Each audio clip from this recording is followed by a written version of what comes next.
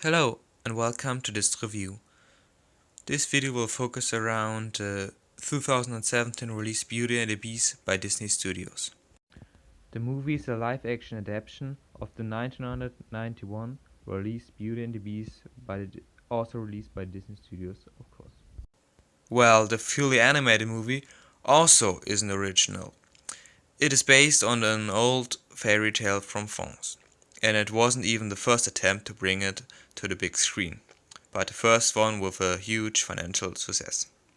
But it didn't just do well at the box office. It also had a great critical acclaim and won Best Original Score at the Oscars and was nominated for the first time ever as an animated movie for the Best Picture. With all these high standards set, it's of course very hard to live up to the expectations that the audience has when the original was that good. But I don't want to waste all my time comparing these two movies. I just want to look at the new movie as a piece of art by itself and just focus on how it tells the story, how it develops the characters, and how the story functions. But spoiler alert, I will talk about the whole movie and also about the end, so be warned.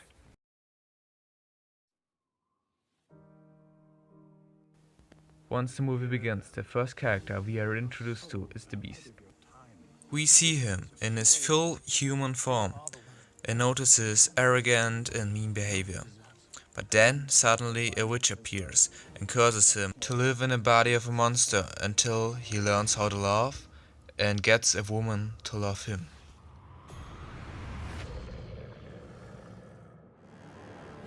The scene is still good, but there's a lot of curiosity and wondering taken away by showing off his face right in the beginning. It would have been better if the face would have been revealed in the end of the movie, like in the original one. Who said that? Then we get to know Belle, and I have to say right away that I think that Emma Watson was the perfect casting choice, because she just looks exactly like the animated character looked like, and she also delivers a great job. It isn't her best role, but she makes the best out of the character that is written for her in the screenplay.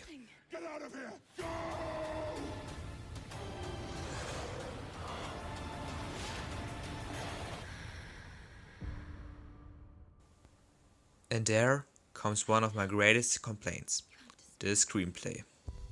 Large parts of the dialogue or some scenes just seem way too unrealistic and not very likely to happen. And especially for the antagonist.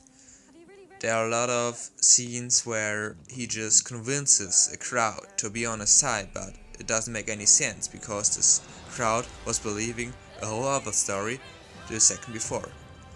And it's because of all these logical mistakes that makes it hard for me to truly enjoy the movie. For example, that many times we don't really know where we are at the story or how many time has passed since we last have seen the characters.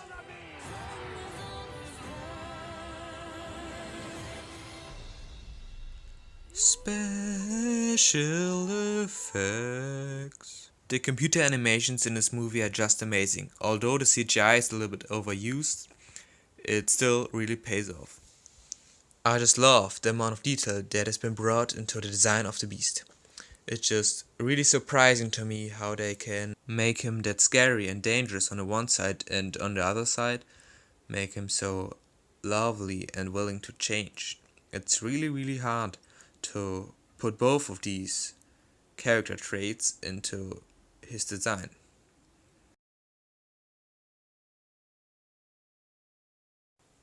He is going through a big change of character in the movie, and that can also be seen in the change of his clothes. In the beginning of the movie he just wears a black dirty cape, but then he becomes more gentle and wears really suits. That's also a great example of visual storytelling. But we can't talk about visual effects in this movie without mentioning all the great side characters and all the just funny little elements that have been brought into the design of these little objects. They had very high standards, but I think they even topped the animated movie with these designs. The Beauty and the Beast is a musical, and because of that there are obviously a lot of songs in it. I personally don't really like the songs, but maybe that's just because I watched the German version and the traductions weren't really good. Anyway, I just want to say that the songs are basic and center around banal themes and typical love themes in the song, so they serve what they need to do, and maybe some of you like them more and they have like the melody gets stuck in your head, but I don't really like it, and I think these songs are not comparable to other musicals by Disney, for example masterpieces like The Lion King or Frozen, with very memorable songs like Circle of Life or Let It Go.